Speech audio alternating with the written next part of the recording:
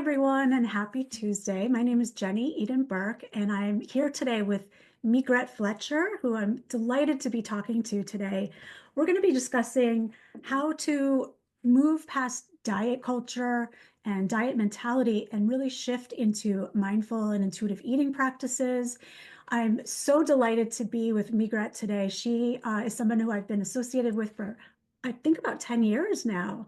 And I know you were involved with the Center for Mindful Eating.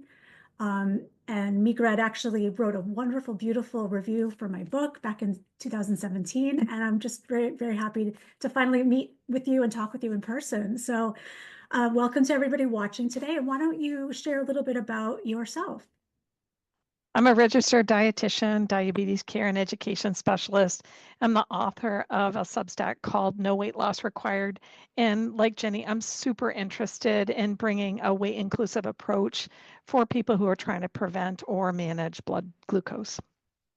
Which is so fantastic because I feel like that area in particular, there's a lot of stigma around it. And there's a lot of added pressure on people who struggle with blood sugar to feel like they have to be perfect and to have the perfect diet and to not have any pleasure with their food. And I know there's a lot of shame associated with it because I've worked with a lot of clients who have diabetes as well. So you're doing wonderful work, and I'm so thrilled to connect with you with this.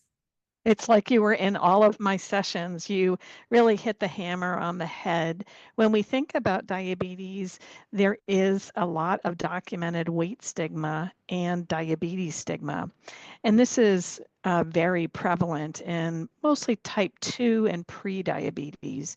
And again, diabetes is a very complicated condition. There is not one size fits all. And yet the messaging is losing weight and being thinner are always going to help. And this is a false belief, and it takes a lot of time and a lot of support to unpack those diet culture generated beliefs. And I know you work with people who are trying to unpack that as a coach, which is awesome. So needed. Thank you. Yeah, I'm really passionate about it, especially where I used to be very, very steeped in diet culture. All I thought about was food and losing weight and weighing in. And just that my own transformation made me realize just how much freedom and how much more calm and peaceful your life can be around food when you begin to take this anti-diet approach and learn how to nourish yourself from a very intuitive, mindful place. Um, so I'd love to just get started with this conversation. One of the things that my clients struggle with is, and you'll have to share with your experience as well, is this being able to detect and understand their hunger and satiety cues. I have a lot of folks that I work with who don't feel hungry at all for until past lunchtime or even dinner time, and then they're starving, right? But they're not really aware of the subtle hunger cues along the way, and to be able to pay attention to them and communicate with your body, with their bodies. So that's part of what I, help people and teach people, is to have more interoception skills and mind-body connection. I was just curious how you help your clients or your students with mindful eating and how they can become more satisfied and satiated with their food. Sure. So there's kind of two things that we want to tease out. Understanding the sensation around hunger is very different than recognizing the sensation of fullness. They're two different sensations.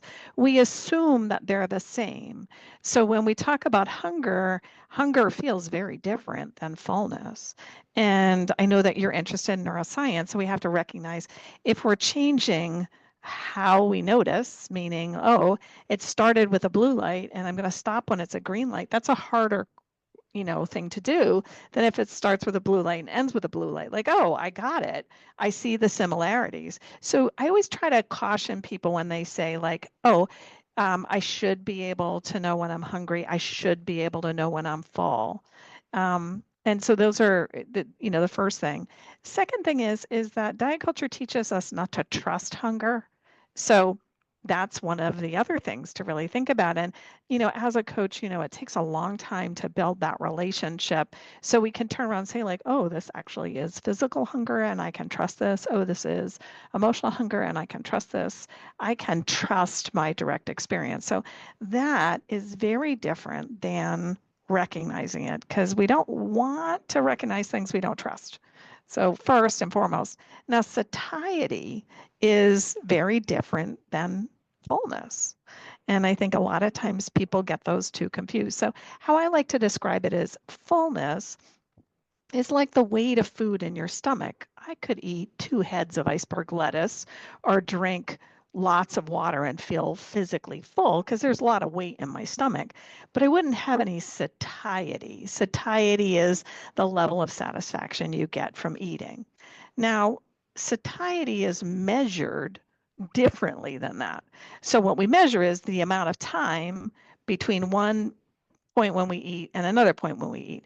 So if you eat and then 30 minutes later you eat again, that would be a food or a eating experience that had very low satiety. If you ate and like 3 hours later you ate again, that would be a food or eating experience that gave you a lot of satiety. So again, understanding fullness and satiety are not the same thing. I always like to say satiety is the level of satisfaction you get from eating.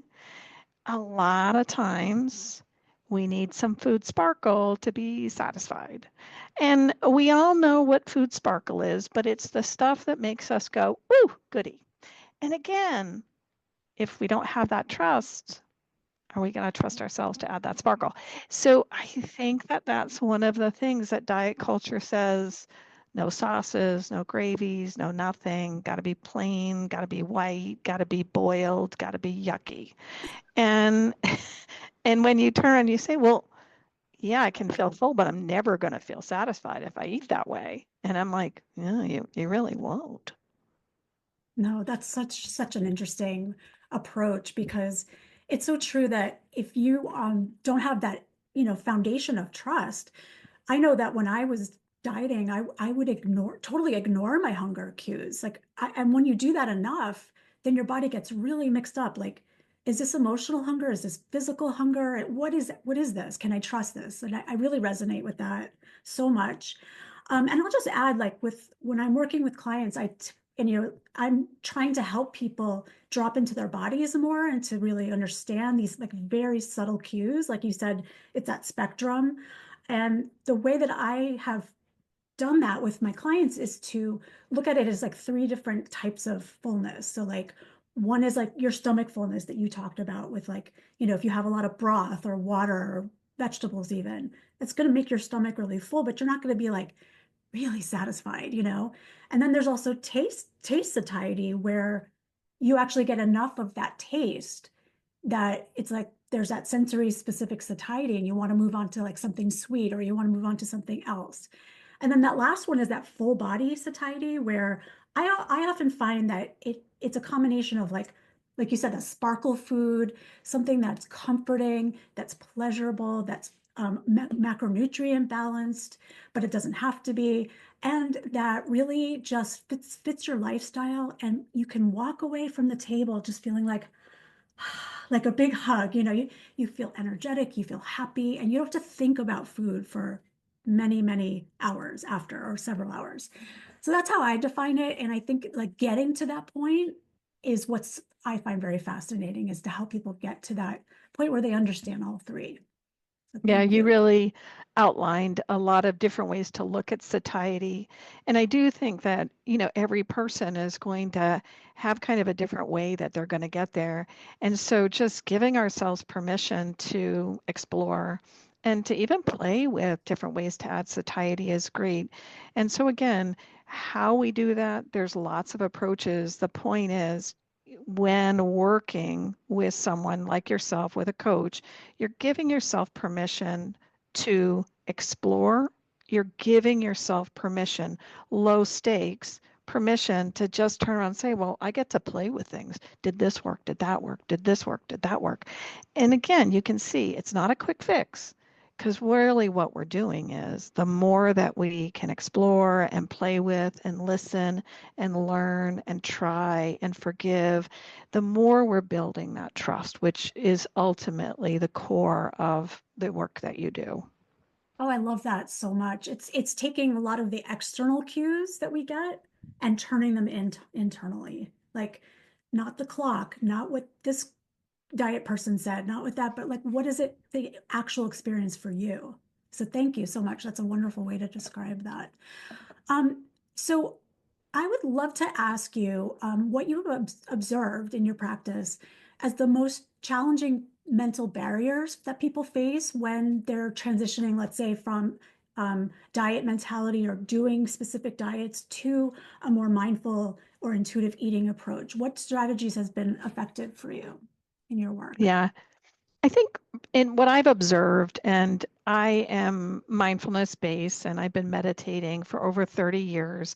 And you mentioned the Center for Mindful Eating, which unfortunately had to close its doors, but it was around for 19 years, and I was one of the co-founders of that. So when we think about mindfulness, we're talking about being in the present moment, really connecting with our direct experience. And when we do that with food and eating, that's, super helpful. So we're coming into and understanding our direct experience when eating. Now, one of the barriers most people have is, I've never done that. And so what happens is when we try to kind of come into our direct experience, what am I experiencing? What is present? Unfortunately, we have a tendency to mix up two things. We try to think our feelings and feel our thoughts. And that is a very classic problem. And so I do work with my clients to try to help them untangle that knot. You can't think your feelings. Feelings are sensory, which means that they're in the body. Okay. We feel physically our feelings. Like, so if I'm feeling sad, it's physical, it's in my body. And literally, you can place your hand where you're feeling that emotion. If I'm feeling happy, I'm going to have that sensation in my body. And I can literally describe the feeling of happiness, not labeling it, describing it. Energy, bubbly, tingly, moving, vibrating. Those are all could be descriptions of happy or sated, like you had said. It's like a warm hug. That's a description of satiety. It feels like a warm hug.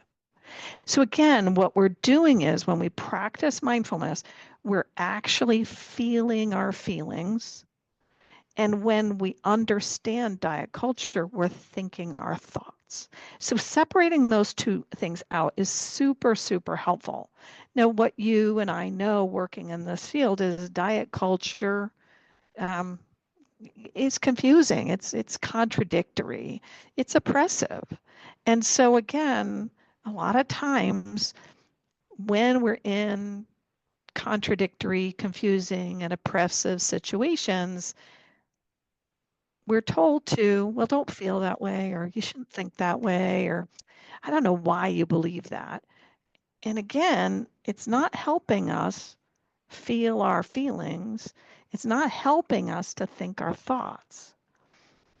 We really try to feel our thoughts and think our feelings. And you know it because everyone says, well, tell me what you're feeling. Well, if it's a sensory thing, I can't tell you because that's cognitive. That's me thinking about something. If I said to you, describe the feeling in your body when you eat or finish eating or take a walk or in this situation, what was that feeling like in your body? You're slowing down. We're getting our thoughts out of the way and we're really connecting with our body. When we go back to trust, friendship, it all centers on listening, doesn't it? So now, when we feel our feelings and we think our thoughts, we're listening to our body, who is, by the way, a very reliable narrator. The mind, not so much. The mind likes to tell stories. In fact, the mind is a story generating machine. It is trying to make sense of everything, even things that we can't make sense of. So it's constantly telling us a story. And for a lot of people who've been trapped in diet culture, that story is you're less than, you're lazy, you're unmotivated, you're wrong, you're broken, you're all these negative things. And so if my mind gets a hold of that, it can tell some really good stories, like juicy, juicy, juicy, but they don't help me. And so now, again, the work that you do, you've talked about neuroscience, which is exactly what this is. It's called negative bias.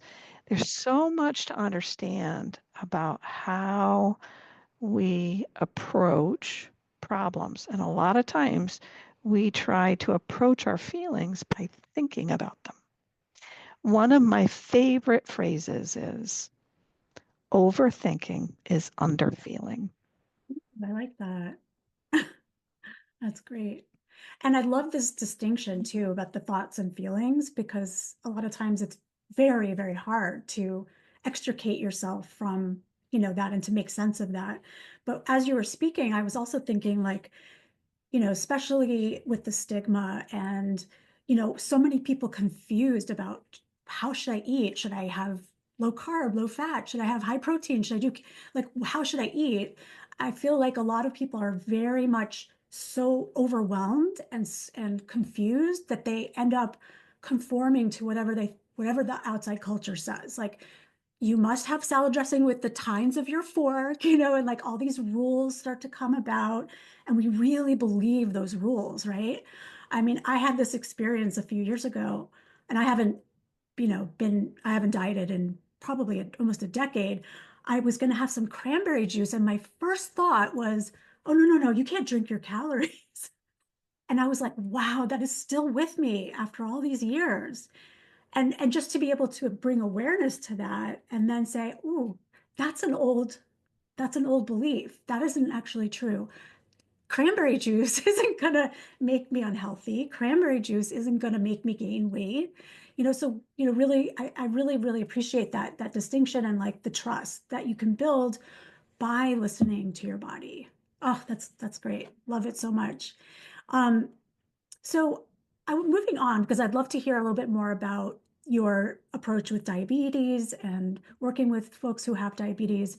Um, Tell me a little bit more about how you balance the clinical aspects of diabetes care along with some of these non-diet, mindful and intuitive eating principles.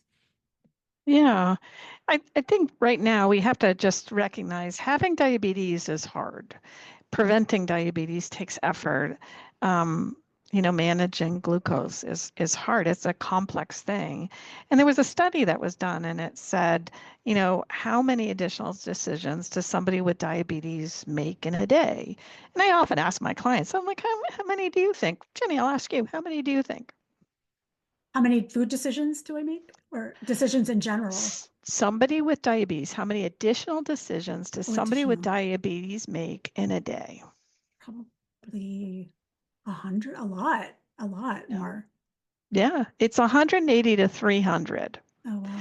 So when my clients say I'm just lazy, I often turn around and that's very triggering for me. So I can feel that in my body, and it's Mm. 1,000 pounds on my chest because I know they're absolutely positively the opposite of lazy.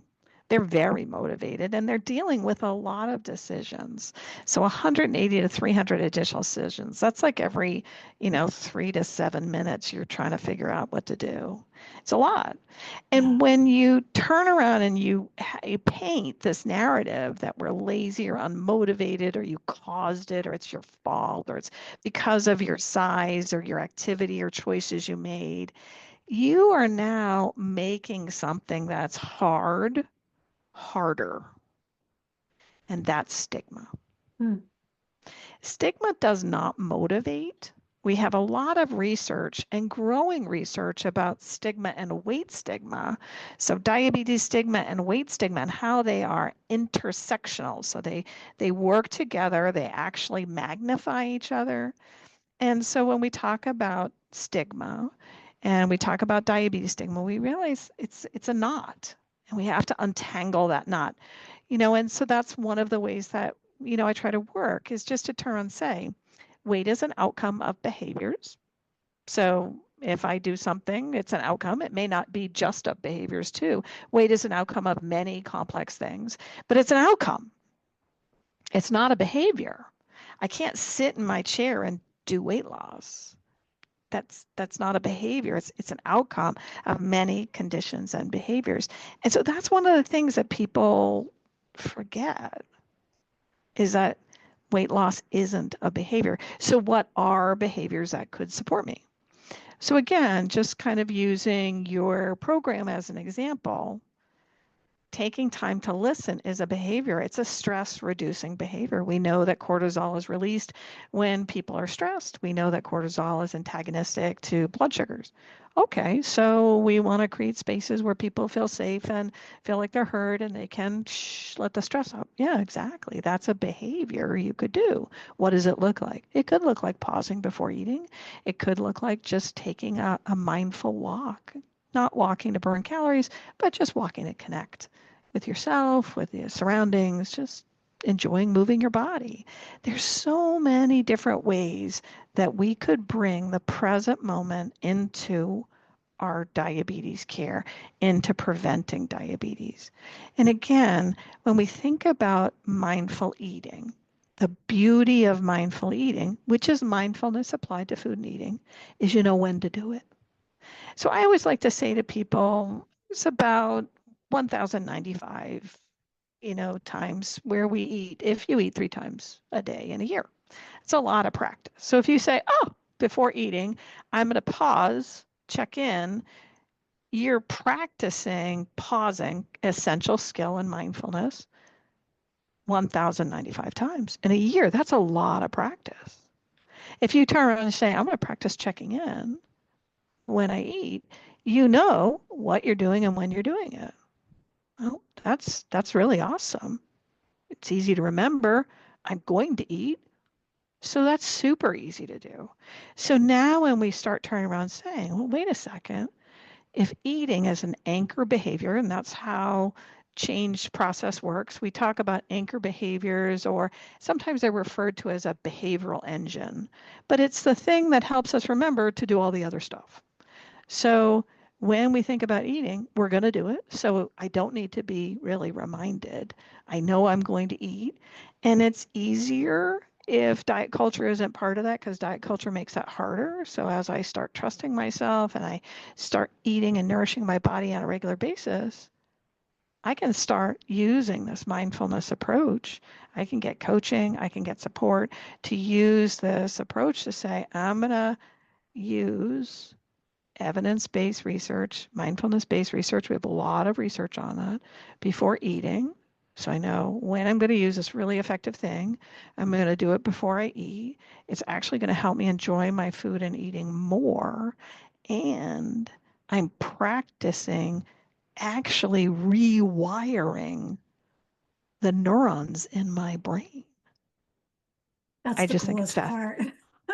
Oh, isn't it? It's so I awesome. I love know. it. I do too. I just whatever everything you just said was so beautifully said because and as you were speaking, I was thinking about this, just how you're giving voice to the fact that it is even harder. Like it is already hard to nourish yourself. And then when you have diabetes, there's all these additional considerations and additional decisions and additional ways that you can build a sense of understanding when, even within your own sort of, maybe when you're a little low blood sugar, maybe you can tell when you're high, just by being able to listen a little bit more and a little bit more carefully. But the other thing that I really enjoyed hearing about is how the stress of it can actually affect your blood sugars as well. So like if you have a lot of stress in your life and then you put diet culture ideas or impose them on top of that, you are getting stress in multiple different ways. And your body, even dieting is a stressor, right? So if your cortisol is up and your norepinephrines and these neurotransmitters, they directly relate to your blood sugar, right? And so it kind of becomes this added stressor. And so the idea of like, even just saying it's okay to like give yourself compassion, and it's okay to just say, this is going to be a bit harder. I'm going to have more decisions. I'm going to have more bandwidth. There's going to be more I have to think about. I find that when I tell my patients or my clients that I see them, and that, you know, that like I had one client who had a lot of trauma in her childhood, and she wasn't even aware of it. And just speaking it, saying, I said, sounds like you had a lot of trauma, like, it was so healing for her. And I was thinking that the same thing, like, you know what? There's a lot on you trying to manage this. So let's give ourselves as much compassion as we can, and let's see how. I love this idea of like putting the lab coat on and playing and experimenting and trying different things until you find um, a, a protocol or something that works for you, for your own individual body needs, lifestyle, circumstances, all of that. That's great. um, so just in the interest of time, I think we'll wrap it up. This has been a fantastic conversation. I hope people listening are, I really hope that you're getting this message and this understanding that not only can you trust yourself, but you can also learn how to drop into your body and to truly know for yourself what it is that you need over time. It's not going to happen immediately, but giving yourself permission to drop into your body, to know what's going on, and to let yourself rid yourself of some of the stigma around eating in general, and around, of course, with diabetes, is so, so important. So I know that you have a program that you are enrolling students for right now. Do you want to share a little bit about that? Sure. So No Weight Loss Required has an 8-week like little course, which is really kind of talking about how food connects us. And we're using, mindfulness and mindful eating to do that. And the intention was how food connects us is actually it's National Nutrition Month in March. And that was the theme. And that was one of the few themes that I'm like, yes, I can get behind that. So I said, why not just do like 8 weeks? Now it's super easy to join. It's some exclusive content, and then we have a weekly prompt. And at the end, I'm going to do a live little talk with all the paid subscribers. It's no additional cost if you're a paid member, so that's great. And you also get access to the 3 other mini courses that I offer, which are a Nutrition 101, a Sweet Bodies, which is body image, and then there needs to be more time, which is really kind of dealing with time management. As I like to say, it's just a safe place to really kind of explore and say, could a weight inclusive approach work for me? That's wonderful. And I'm going to, in the show notes, leave the link so that you can learn more about the program and hopefully join and work with Megrette.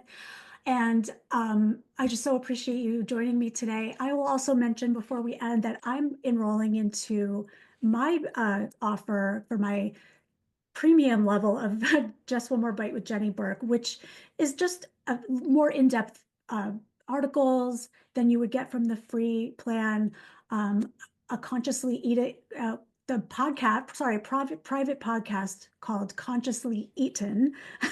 It's hard to say 5 times fast, and then we also have monthly mindful lounges where we're going to be doing mindful eating exercises and stress reduction exercises and fun rituals to help build your resilience. And it's just going to be a wonderful community.